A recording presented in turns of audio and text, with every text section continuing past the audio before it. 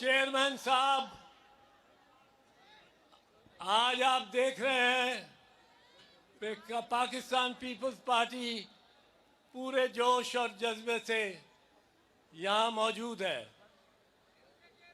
यहाँ आलम यह रहा है कि एक वक्त में 10 साल, एक दहाई पहले मैं एक वकला की तहरीक की क़यादत कर रहा था और मुझे बार बार ये कहा जाता था, अगर वकला की तहरीक की क़यादत तुमने करनी है तो पाकिस्तान पीपल्स पार्टी को छोड़ के आओ। मैं हर वक्त ये समझता रहा हूं और समझता हूं, और आप में ये जज्बा होना चाहिए।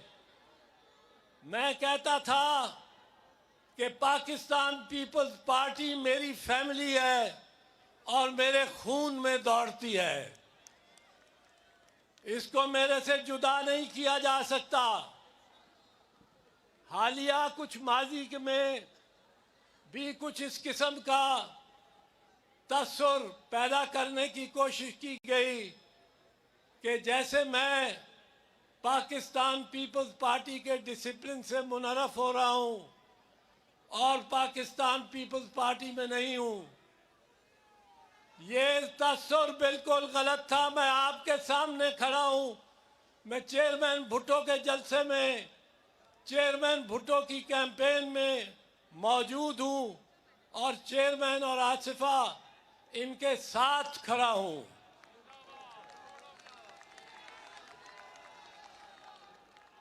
चेयरमैन बिलावल भुट्टो जरदारी, जब से इन्होंने एक अहम किरदार पाकिस्तान पीपल्स पार्टी की सियासत में अदा करना शुरू किया है, तो कई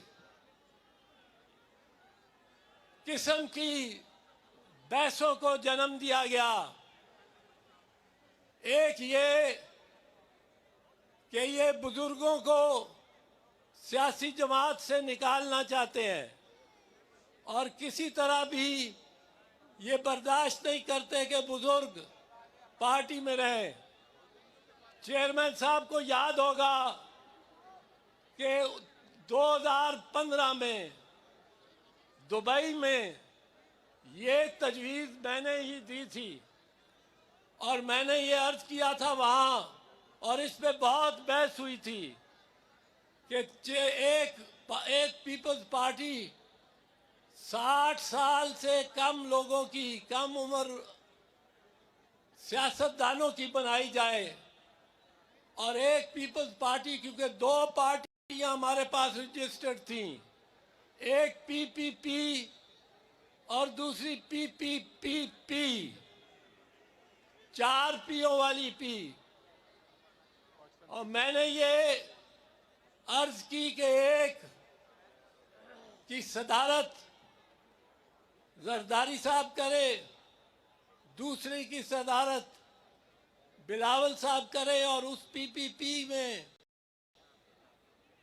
जितने भी मेंबरान हों वो 60 साल से कम के हों, क्योंकि अब ये लोग, ये दुनिया बहुत तेज जा रही है।